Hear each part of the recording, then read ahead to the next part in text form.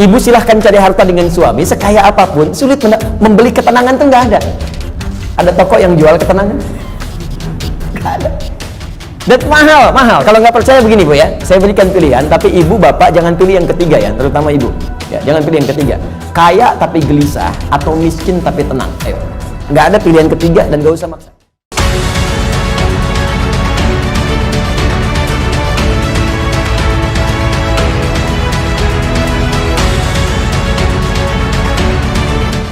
Bismillahirrahmanirrahim. Bab umuril iman. Bab tentang perkara-perkara yang mampu menguatkan iman. Saya kembalikan dulu kepada pembahasan di pengantar yang masuk kepada bab ini sebelum saya bacakan nanti tentang pembahasan di bab umuril iman ini, baik ayat Qur'annya ataupun hadis Nabi Muhammad SAW yang dirangkum oleh Imam Al-Bukhari dalam pembahasan ini. Jadi Bapak Ibu sekalian, sebelum membahas tentang hal-hal terkait penguatan iman, saya ingin ingatkan kembali tentang dua hal yang sangat penting. Yang pertama tentang kenapa kita mesti beriman. Ini poin yang sangat penting. Saya ulang, kenapa kita mesti beriman. Ya, bukan hanya sekedar fitrah dalam kehidupan, tapi nanti ada 5 hal yang langsung Allah janjikan dalam Al-Quran ketika kita benar-benar menanamkan iman dalam diri kita. Jadi kalau kita mampu beriman dengan benar kepada Allah, maka Allah akan berikan 5 keistimewaan yang tidak akan diberikan selain kepada orang-orang beriman, walaupun mereka hidup dalam kehidupan dunia. Jadi 5 hal ini Allah akan berikan. Yang pertama, ada jaminan langsung Allah berikan kepada orang-orang yang yakin tanpa ragu dengan Allah, yaitu beriman kepada Allah, bahwa ia mendapatkan kabar gembira langsung dari Allah, memiliki setengah bagian dari 2 hal yang dibutuhkan untuk masuk surga. Memiliki setengah bagian atau 1 dari 2 hal yang dibutuhkan untuk masuk surga. Saya sering istilahkan dia telah mendapatkan dari setengah kunci surga. Dan ini berita kabar gembira dari Allah sebelum orang ini wafat, bahkan sejak hidup, dengan turunnya Quran surah kedua Al-Baqarah ayat ke-25 yang paling kanan sebelah atas di mushaf. Wa basyiril ladzina amanu wa 'amilus shalihat anna lahum jannatin tajri min tahtiha al-anhar. Baik, kata Allah, Muhammad sallallahu alaihi wasallam, berikan kabar gembira. Baik, ada orang-orang yang aku telah siapkan surga, ragam surga untuk mereka.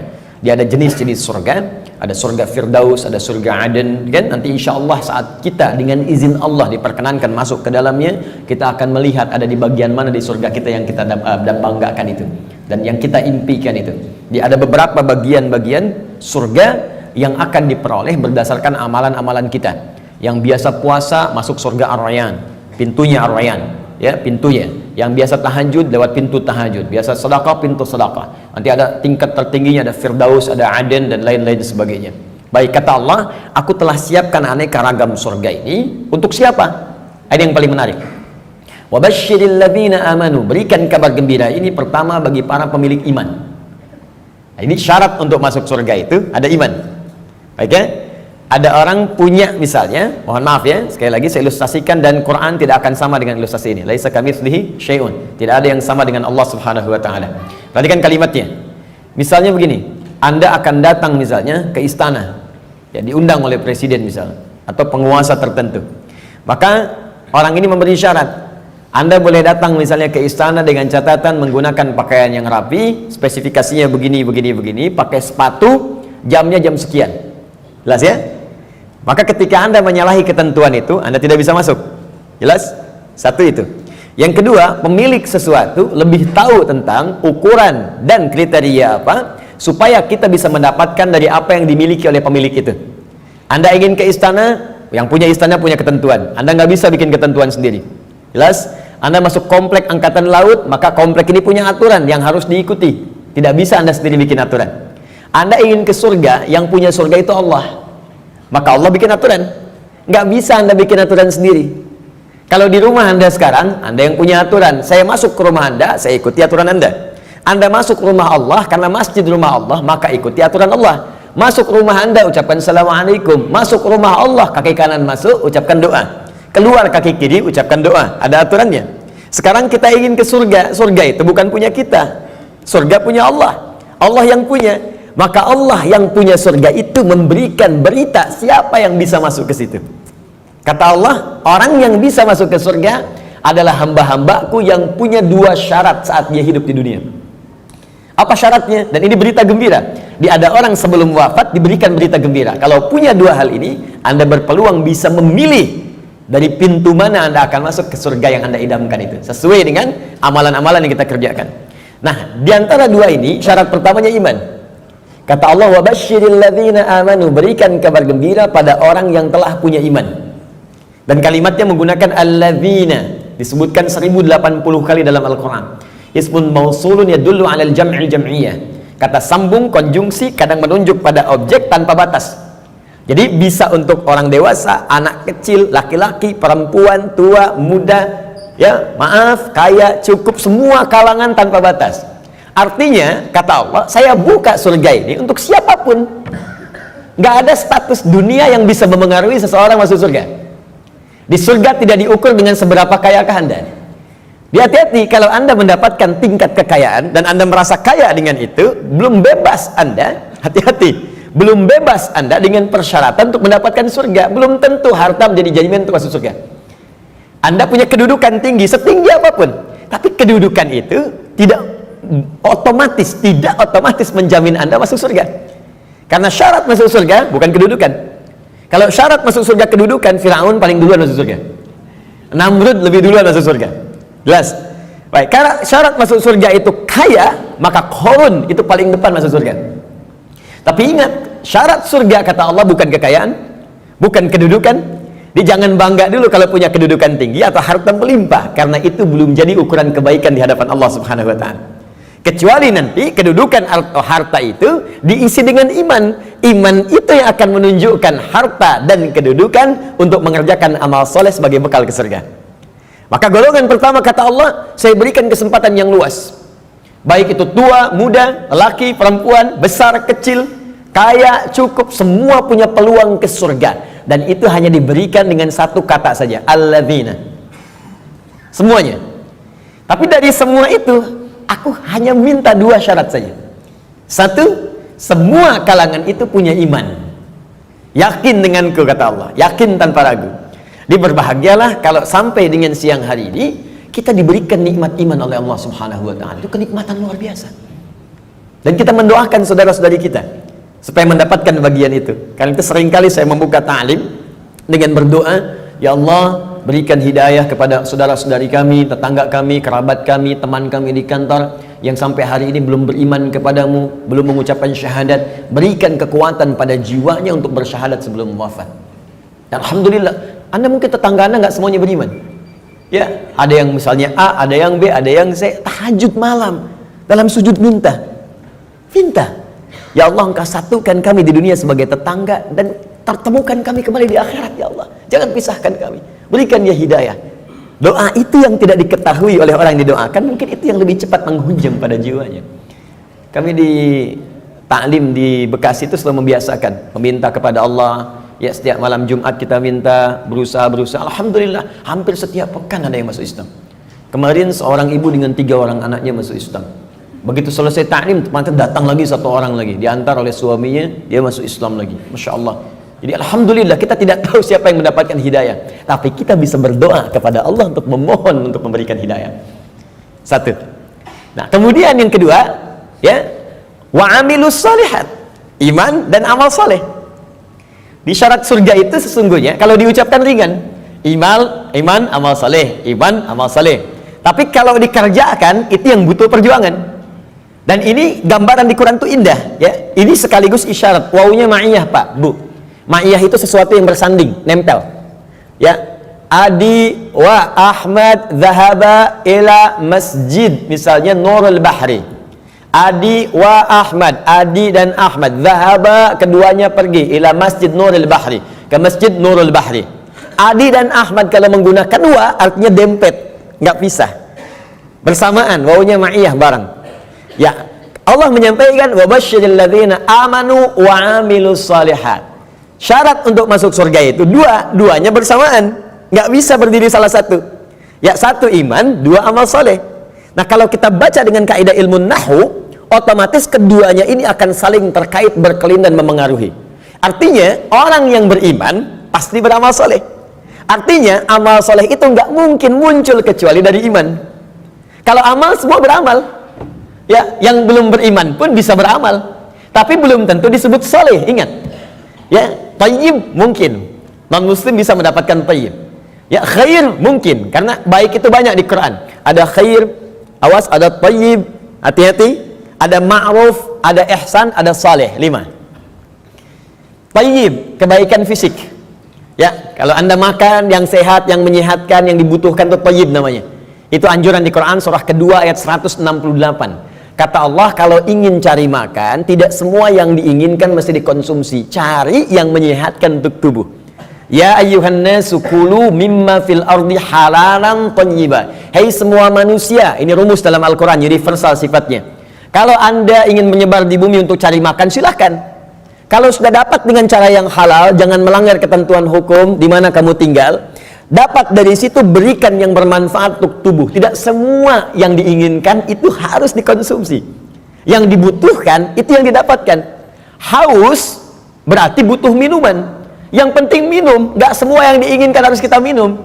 Alhamdulillah ada air bening, minum ya minum. Jangan menyulitkan diri sendiri pesan sesuatu yang tidak ada. Akhirnya membuang banyak tenaga dan waktu, dan membuang peluang amal baik yang mungkin kita kerjakan seketika. Sudah ada air bening, pengen jusnya, wah Masya Allah buah naga yang dari Hongkong misalnya. nyari, gak ketemu, muter-muter sampai sore. Jam 5 baru dapat. Dari siang sampai jam 5 itu mungkin bisa dipakai apa gitu. Bisa tilawah, bisa baca, bisa berkreasi, macam-macam. Baik itu tayyib. Karena itu kalau anda bertanya pada orang Arab, kaifa haluk ya akhi, apa kabar? Dia katakan alhamdulillah ana tayyib, artinya dia sehat, kuat. Yang kedua, ada khair, itu sifat baik, sifatnya. Ya, jadi kadang-kadang kan ada yang fisiknya sehat, tapi kan pikirannya nggak bagus. Ya, tampilan bagus, pakai jas, pakai dasi, luar biasa gitu kan. Tapi pencuri juga, ya, penipu juga. Gitu. Nah, kalau kita ingin rubah menjadi baik sifatnya, maka rubah kalimatnya menjadi khair, ya. Karena ada Bang Tayyib 2 kali puasa, 2 kali lebaran nggak pulang-pulang, padahal dia sehat kan. Baik. Nah, kalau kita ingin rubah pada sifat, jadikan khair. Quran surah 3 ayat 110. Kuntum khaira ummah. Orang Islam itu pasti sifatnya baik. Kata Allah, kalian umat terbaik. Sifatnya jujur, sabar, tawadu. Jadi kalau ada orang itu jujur, orang Islam tuh mesti lebih jujur. Kalau ada orang sabar, orang Islam lebih sabar. Kalau ada orang tawadu, rendah hati, yang muslim itu pasti lebih rendah hati. Cukuplah keislaman kita menjadikan kita baik, punya sifat baik. Ini aneh sebetulnya kalau ada orang Islam nggak baik, tuh aneh. Karena semua ajaran di Quran membimbing kita jadi baik, Pak, Bu. Jadi kalau semuka bumi se-Indonesia aja lah muslim, sudahlah, pasti baik. Jadi kalau ada orang Islam berbuat yang tidak baik, pasti ada yang tidak tepat dengan pelajaran keislamannya. Mustahil itu. Ya, mustahil ada orang Islam melakukan bom, ya misalnya di tempat-tempat yang tidak dibenarkan. Bom bunuh diri, bom ini, bom itu, tembak orang, bunuh orang, tusuk orang, mustahil. Ya, Quran sih mengatakan orang yang sengaja merencanakan pembunuhan, apalagi kemudian menyebabkan satu orang beriman meninggal, itu sama dengan pesan kapling di neraka jahanam. Buka Quran surah keempat An-Nisa ayat 92 sampai 93. Wa may yaqtul mu'minan muta'ammida fajazauhu jahannam. Maka siapapun yang merencanakan pembunuhan, apalagi pada satu orang korbannya orang beriman, maka balasan yang setimpal untuknya neraka jahanam kalau tidak dia bertobat. Ya, wa ghadiballahu alaihi, Allah murka kepadanya, wa la'anahu, melaknatnya, wa a'adda lahu azaban azima, dan dijanjikan di neraka azab yang berlipat lebih daripada orang biasanya, neraka jahanam lagi. Pertanyaan saya, orang beriman mana yang cita-citanya pengen masuk neraka jahanam? Tunjukkan pada saya. Mustahil. Dan bagaimana bisa bertobat kalau saat meledakkan diri itu dia meninggal? Bagaimana bisa tobat? Makanya hati-hati kalau ada ajakan-ajakan tuh lukai orang, tembak orang, bom orang. Saya sering kali sampaikan, dulu pertama bom kejadian, mudah-mudahan tidak pernah terjadi lagi di bumi kita Indonesia ini, insya Allah, ya, Jalan Tamrin tuh melontok, saya di Lampung tuh, orang polos sekali bertanya, Ustaz, apakah bom di Jalan Tamrin termasuk jihad? Fisabilillah. Saya bilang, Pak, sependek pengetahuan saya, jihad fisabilillah itu jihad di jalan Allah, bukan di Jalan Tamrin. Hati-hati lah, ya. Kita balikan. Jadi satu itu iman, ya. Nah, kaidahnya adalah kemudian kembalikan tayyib khair. Khair itu baru sifat, jujur itu sifat. Kalau sifat kemudian diaktualisasikan dalam bentuk sikap, maka berubah dari khair jadi ma'ruf namanya. Ma'ruf. Jujur itu sifat, disogok tidak menerima, sikap namanya. Jelas? Jujur itu sifat, diajak korupsi menolak, sikap namanya. Sifatnya khair, sikapnya ma'ruf namanya. Jelas? Karena itu khair dengan ma'ruf seringkali disandingkan dalam Al-Quran. Quran surah ketiga, Ali Imran ayat 104. Wal takum minkum ummatun yad'una ilal khair wa ya'muruna bil ma'ruf. Hendaklah ada satu komunitas, kata Allah, berhimpun untuk menyebarkan sifat-sifat baik dan saling mengajak pada kebaikan. Bikin komunitas. Ingatkan, ayo baca Quran, one day one juz, one day two juz, ya. Ayo bikin komunitas, bangunin tahajud, bikin komunitas ngajak sedekah, bikin komunitas bersih-bersih di jalan, buang sampah, itu bagian dari iman. Baik ya. Kemudian Bapak Ibu, tapi ingat, untuk ma'ruf ini berbuat baik bukan hanya melekat pada orang Islam saja. Non muslim pun banyak yang baik. Silahkan cek, ada non muslim yang suka nyumbang, ya, bantu bangun jalan, bantu fasilitas, ada fasilitas umum, bantu orang-orang lepas dari kemiskinan, bantu orang-orang kasih obat, ada, baru sampai ma'ruf.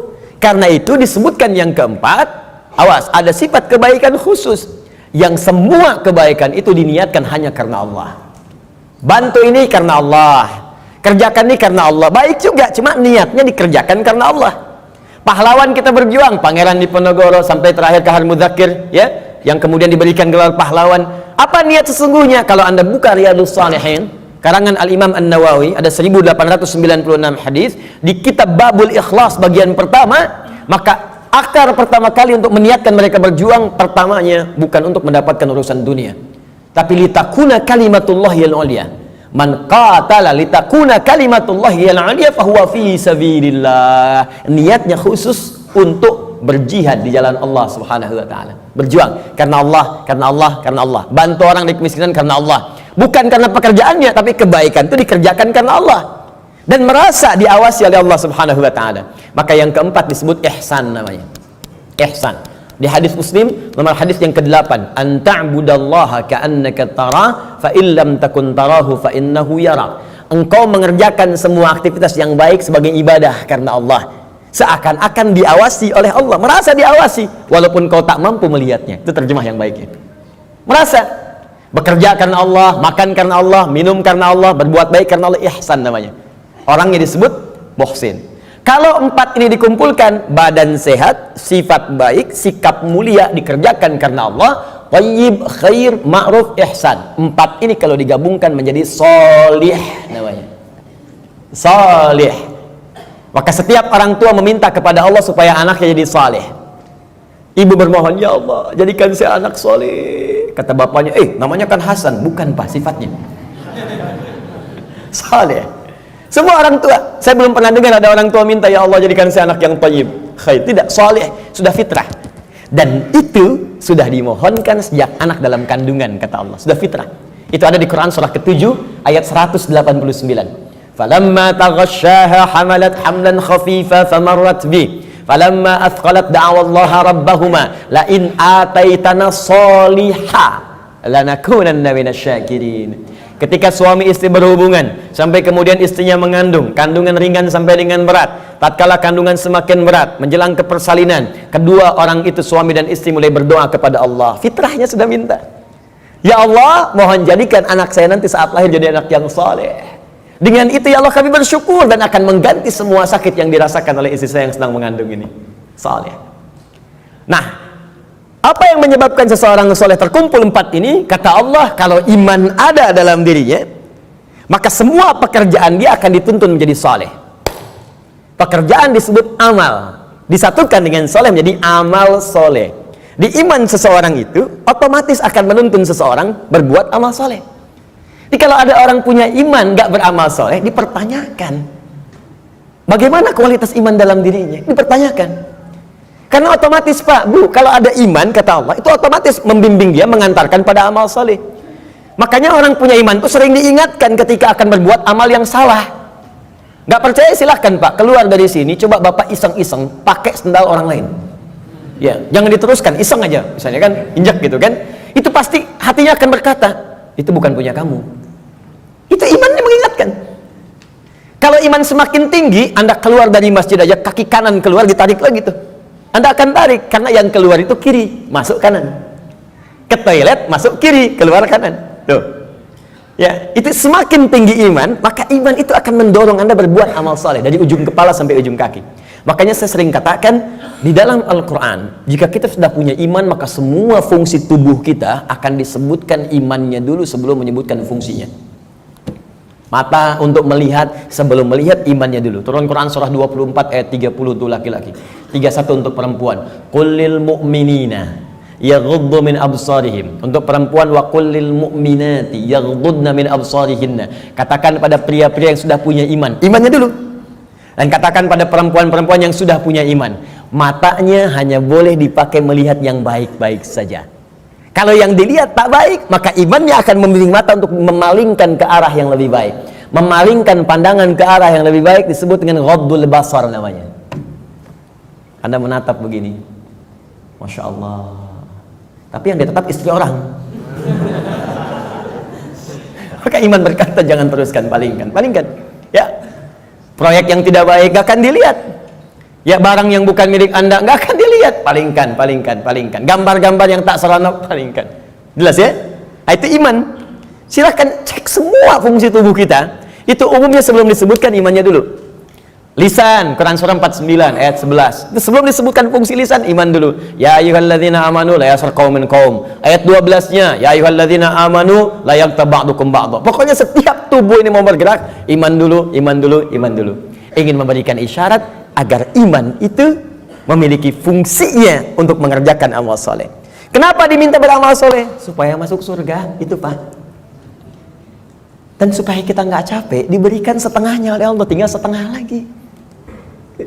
Jadi sebetulnya Allah itu ingin hambanya itu masuk. Cuman karena hikmah kehidupan menjadikan kita mesti berikhtiar, saking baiknya Allah dikasih setengah. Ayo setengah diambil. Bahkan setengah ini diberikan dalam kandungan. Cuman sayang, fa'abawahu yuhawidani au yunasrani au yumajjisani. Lahirnya kan fitrah, ada iman dalam dirinya, makanya dia mencari Tuhan. Cuman sayang, lingkungan yang merubah dia menjauh dari Allah. Ada yang pengaruh ini, ada yang pengaruh itu, lingkungan, karena TV, karena tinggal di tempat tertentu, karena pasangan. Ya, Masya Allah, tega meninggalkan cinta Allah hanya untuk cinta dunia. Tega meninggalkan cinta Allah hanya untuk cinta manusia. Padahal manusia itu mati, Allah selalu hidup. Ya, bayangkan. Ya, mencintai sesuatu yang gak ada itu kan semu sifatnya. Anda mencintai barang, barangnya rusak. Ketika barangnya rusak, bagaimana cintanya bisa bertahan? Cinta manusia tidak abadi. Kalau ingin abadi, bawa dia sampai mendapatkan ridha Allah, sampai ke surga, baru abadi. Tapi kalau Anda mengeluarkan diri Anda dari surga, bagaimana bisa abadi? Ya, aku mencintaimu dengan syarat engkau pindah agama. Begitu pindah, meninggal. Cinta nggak dapat, surga cuma mimpi. Ya, Pak? Jelas ya? Baik, jadi teman-teman sekalian, bagian pertama, ketika Allah meminta kita beriman, sesungguhnya dengan iman itu Allah ingin memberikan garansi kepada kita bahwa Anda hamba yang terlindungi, dengan izin Allah bisa mendapatkan surga jika iman itu kita gunakan untuk menenun amal saleh. Jelas?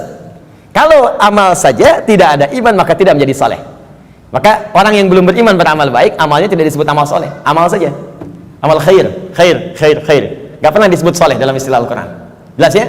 Nanti ketika dia berbuat baik dibalas di dunia. Cuman karena kaidah surga itu ada iman, dan iman itu nggak ada, maka di akhirat tidak diberikan balasannya. Keadilan Allah menjadikan balasan itu diberikan di dunia.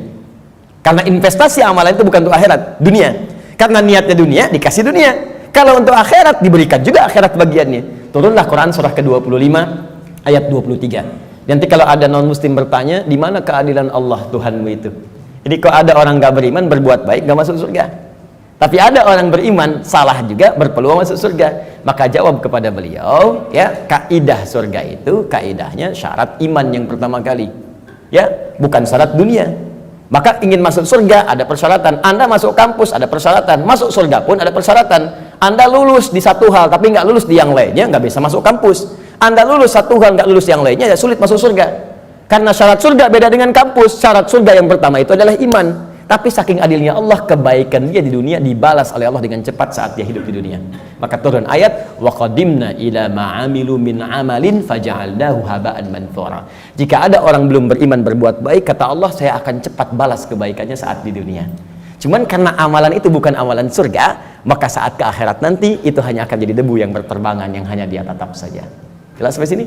Dan ini ayat turun karena pertanyaan Sayyidah Aisyah radhiyallahu taala anha kepada Nabi, ya Rasulullah, si fulan orang baik, suka berbagi, cuman nggak beriman sampai saat ini. Bagaimana statusnya? Turunlah kemudian ayat ini. Jelas? Jadi kalau ada yang bertanya lagi sekarang, katakan Anda terlambat Pak. 15 abad yang lalu sudah ada pertanyaan Sayyidah Aisyah tentang itu. Turun ayat begini, sampaikan dengan sebaik-baiknya dengan cara yang paling lembut. Jelas? Satu, kenapa kita beriman? Pertama, karena ada kasih Allah pada orang beriman untuk menempatkan di tempat terbaik saat dia pulang kepada Allah Subhanahu wa taala. Dua, saya agak cepat. Orang beriman dijanjikan oleh Allah akan memiliki ketenangan dalam hatinya. Secara singkat, orang beriman itu Allah akan berikan ketenangan pada jiwanya. Tenang gitu, damai hidupnya. Jaminannya ada di Quran surah ke-48 ayat yang keempat. Walladzi anzalas sakinata fi qulubil mu'minin liyazdadu imanan ma'a imanihim. Dialah Allah yang akan menanamkan ketenangan pada jiwa orang-orang beriman supaya dia yakin dengan keimanannya. Nikmat juga beriman. Jadi tambah lagi imannya, tambah lagi imannya. Ini kata Allah, orang beriman itu pasti tenang. Dan ketenangan itu mahal, Bu. Sulit dicarinya. Ibu silahkan cari harta dengan suami sekaya apapun, sulit membeli ketenangan tuh nggak ada. Ada toko yang jual ketenangan? Nggak ada. Dan mahal. Kalau nggak percaya begini Bu ya, saya berikan pilihan, tapi ibu bapak jangan pilih yang ketiga ya, terutama ibu. Ya, jangan pilih yang ketiga. Kaya tapi gelisah atau miskin tapi tenang. Ayo, nggak ada pilihan ketiga dan nggak usah maksa. Kaya tapi gelisah atau miskin tapi tenang, pilih mana? Tuh. Kan? Banyak orang kaya tapi nggak tenang, ada yang bunuh diri, ada yang tembak diri sendiri, ada yang lompat ke depan rel kereta, ada yang saking kayanya bingung, akhirnya nanam cabai, bikin kangkung, metikin cabai, metikin tomat. Terus Anda ngapain kalau cuma numpukin harta buat metikin tomat? Petani kita nggak kaya-kaya amat bisa metikin tomat juga.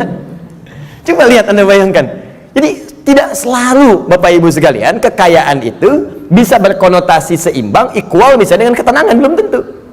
Tapi iman itu jaminan dari Allah, orang beriman itu pasti tenang. Ada kedamaian dalam jiwanya. Enak gitu. Bahkan kalau sudah dapat halawatul iman, bukan cuma kedamaian, Allah akan berikan ketenangan dalam kehidupannya dalam bentuk keamanan, aman dari gangguan, tenang, nikmat. Maka diturunkan oleh Allah Quran surah ke-18 ayat 13. Saking tenangnya, tidur di gua aja enak. Bayangkan, gua loh, fasilitasnya tahu sendiri lah. Di gua, ya sudah, maaf, cahaya sudah terbatas, hampir tidak ada. Makanan bagaimana mendapatkannya, tempat tidurnya kemudian juga pasti keras. Tapi kok bisa ada yang tidur di gua selama 309 tahun? Saking enaknya tidur, gak ada yang ganggu Pak.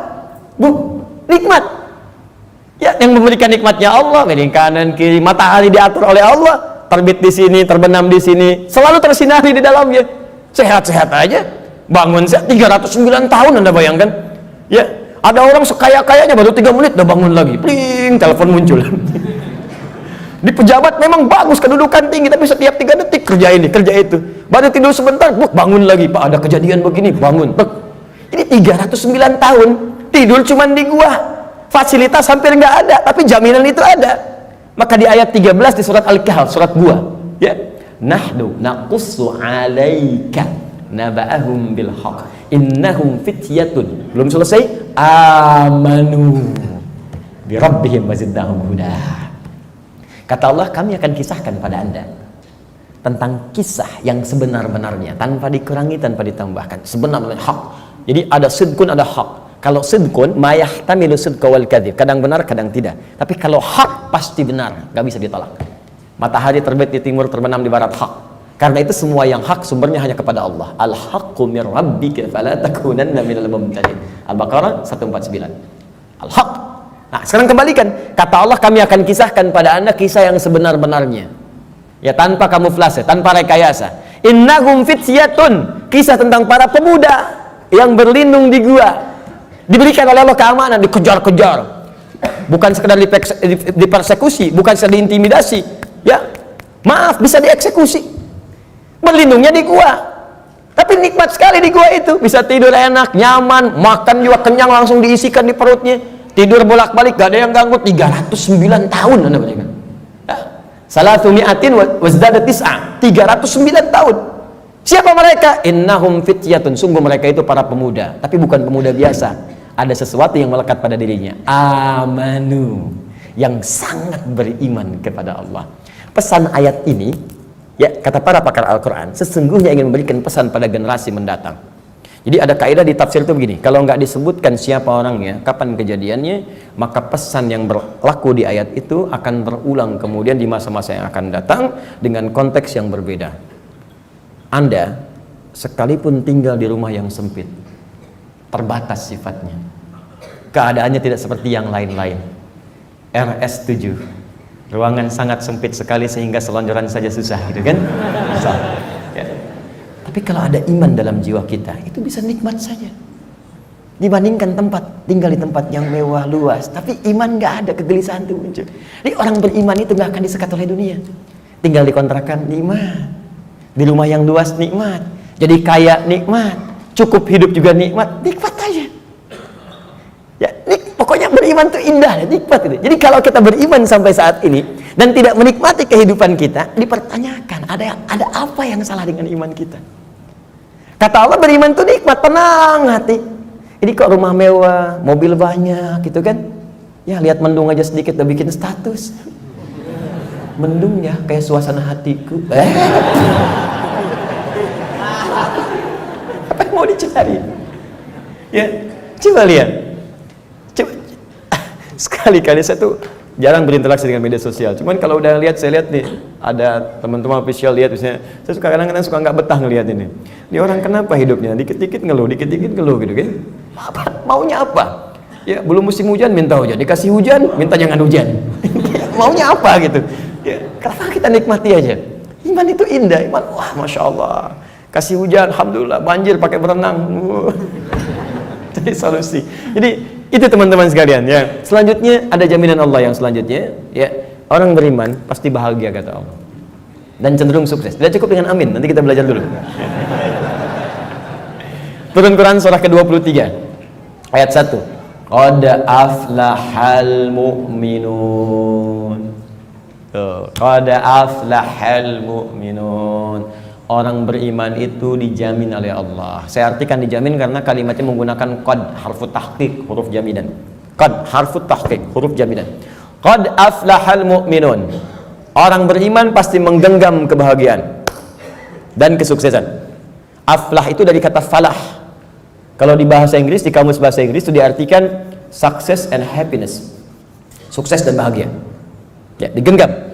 Kalau digenggam menjadi aflah namanya, aflah. Kata Allah, orang beriman itu pasti menggenggam kesuksesan dan kebahagiaan. Pasti tergenggam dalam diri. Cukuplah dengan beriman akan bahagia. Cukup dengan beriman sukses dalam pekerjaan yang kita kemudian lakukan. Walaupun barangkali level kesuksesan itu dalam pandangan orang bisa beda-beda. Bagi si A, manajer itu bagian kesuksesan hidupnya. Yang lain levelnya direktur, yang lain komisaris. Pokoknya levelnya bisa berbeda, tapi sukses. Silahkan cek semua sahabat Nabi, di semua bidangnya sukses dan bahagia.